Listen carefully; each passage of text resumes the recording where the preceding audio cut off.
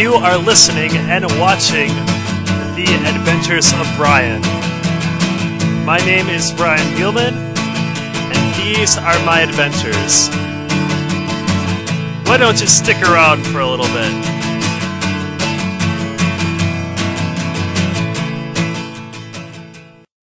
Well, I'm going to be using this podcasting method for now until I can get a decent camera with video on it, so I can start posting some good YouTube videos. I've been doing podcasting for about a year now, but it hasn't ever been anything solid where I've done like a string of one podcast after another. I've just never been committed enough to do that.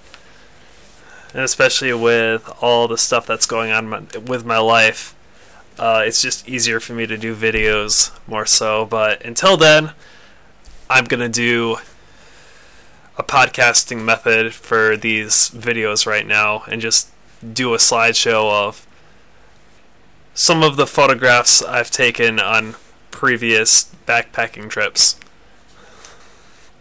I've been backpacking for about a year or so. I think I got into it about last September or so, and I didn't have my own pack. I had to borrow a friend of mine's then. Honestly, once I got into it, I really enjoyed it. I'm still learning stuff as I go along, but it's really fun. I really love hiking in the woods and just living off what you've got out of your pack. It's pretty fun to get away from society and the media and social Facebook stuff and all that other junk. So it's fun. I love it, and I'm glad I've got friends that are into it as much as I am. So there's that. I just got a new backpack from Kelty. It's the Pawnee 55. So far it's a pretty decent backpack. The only downside that I don't like about it is it doesn't have any straps to hold up a sleeping pad. So I might have to modify that backpack a little bit. And I think the other thing it lacks is a compartment at the bottom of it, separate for your sleeping bag. But honestly, I don't really use a compartment for a sleeping bag on most of the backpacks that come with it. I just kind of shove it in there and call it good. But I'm gonna throw up some photographs right now, and that will be pretty much it for this first video / audio podcast right now. Alright, this first photo that you're seeing of this red and black hammock tied to two trees with what looks like toe straps is pretty much what it is. This is my preferred method of sleeping when I go backpacking. Is I use a hammock because it's really compact, it's super light, and it weighs pretty much absolutely nothing, and it takes less room up when you put it in your pack. But this isn't the hammock that I use. This is actually a prototype model that a friend of mine made from scratch. He's actually starting his own outdoor supply company for backwoods and outdoor recreation, backpacking, camping, stuff like that.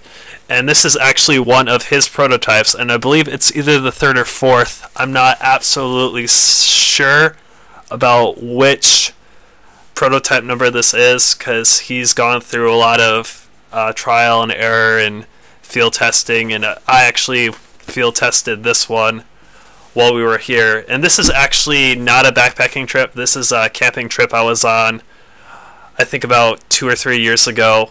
We were at Pierre Marquette. I think it's Pierre Marquette State Forest Campground.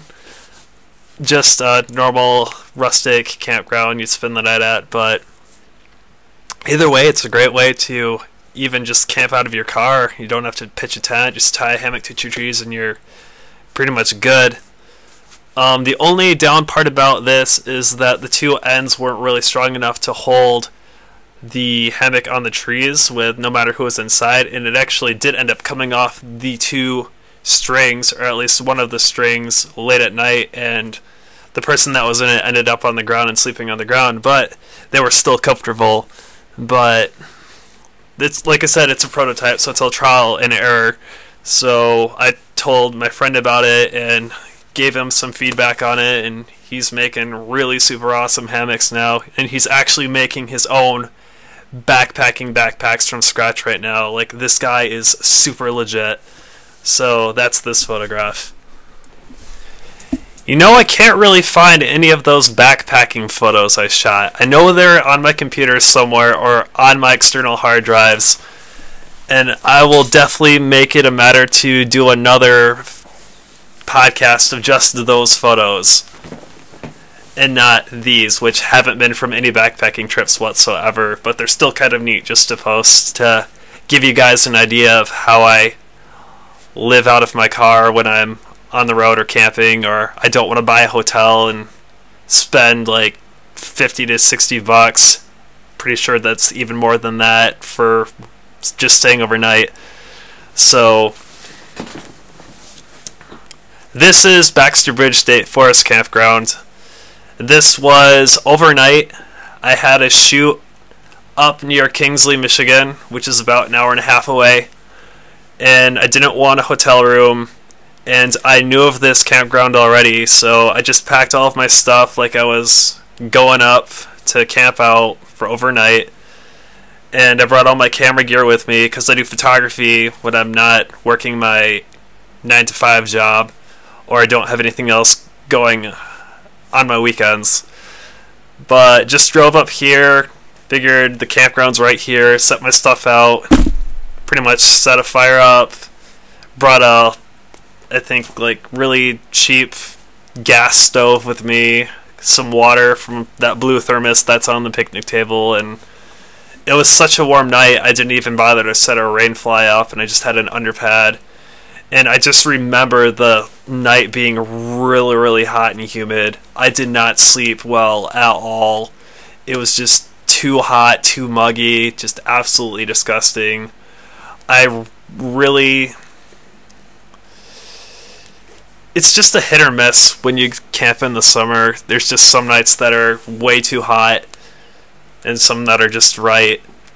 But this night was just, I just remember it being so unbearable. I was just sweating like crazy.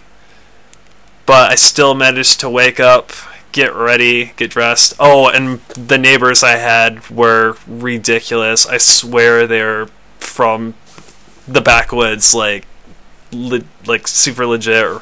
I say super legit a lot.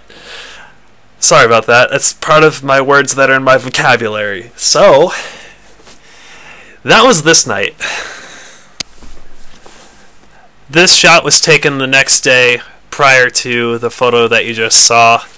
And this spot I love because I think this is the most scenic view in all of Lower Michigan. This spot is called the High Rollaway because this was primarily used for logging back in the late 1800s, or whenever the logging industry was huge in Michigan. And this also has the nickname of the 15-mile view, which obviously you can see why. And the other thing I like about this is it's part of the North Country Trail, and that's a cool trail because it runs from New York and it runs all the way through the Midwest, goes up through Michigan, goes west through the UP, and I believe it empties out in North Dakota, if I'm right. Someone can correct me if I'm wrong on that. I don't have a problem with that at all. But this is, like I said, probably one of the best spots, in my opinion, in all of Lower Michigan.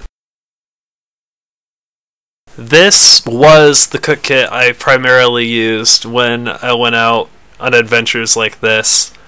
I don't use this anymore. I've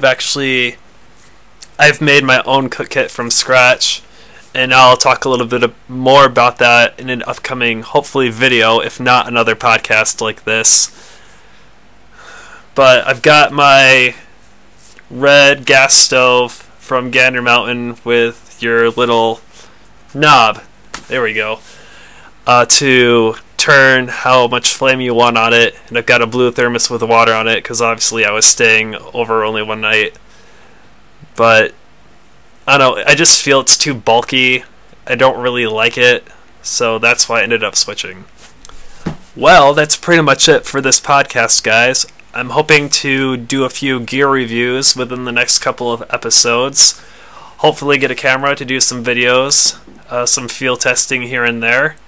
I'm going to be doing some photographs, hopefully with my friend that's working on all that outdoor gear stuff, so maybe I'll run through a few field tests with those once he gets things rolling. That's it, guys.